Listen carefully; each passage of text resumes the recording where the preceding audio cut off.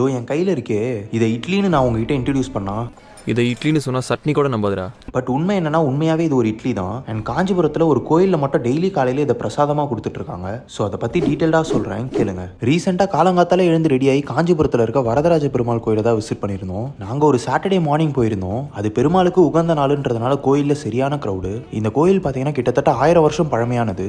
1053 சோழர்களால் கட்டப்பட்ட ஒரு கோயில் தான் இது. இந்த கோயிலில் என்ட்ரு ஆனதுமே லெஃப்ட் சைடில் ஒரு அழகான பெரிய தெப்ப குளமும் இருக்கு. ஸோ சாமி தரிசனத்தை முடிச்சுட்டு ஒரு 8 மணி போல வெளியில் வந்தீங்கன்னா கோவில் பிரசாதம் விற்கிற இடத்த பார்க்கலாம். அண்ட் இங்கே தான் அந்த இட்லியும் பார்க்கலாம். இந்த இட்லியோட பிரைஸ் பார்த்தீங்கன்னா 450 ருபீஸ். தாராளமாக 10 பேர் கிட்ட சாப்பிடலாம். இது யூஸ்வலான இட்லி மாதிரி இருக்காது. மிளகு சீரகெல்லாம் போட்டு டேஸ்ட்டே கொஞ்சம் டிஃப்ரெண்ட்டாக தான் இருக்கும். இது அப்படியே சாப்பிட்றத விட சட்னி இல்லை சாம்பாரோட சாப்பிட்டீங்கன்னா ரொம்ப நல்லா இருக்கும். ஆல்சோ நாங்கள் சக்கரை பொங்கல் புளியோதரெல்லாம் வாங்கி ட்ரை பண்ணியிருந்தோம். ரெண்டுமே செம்மையாக இருந்துச்சு. இந்த இட்லி பார்த்தீங்கன்னா டெய்லி காலையில் மட்டும் தான் கிடைக்கும். அண்ட் ஒரு நாளைக்கே 4-5 தான் செய்வாங்களாம். ஸோ நீங்கள் ட்ரை பண்ணணும்னு நினச்சிங்கன்னா கோயிலுக்கு கொஞ்சம் சீக்கிரமாக போகிற மாதிரி பிளான் பண்ணிக்கோங்க.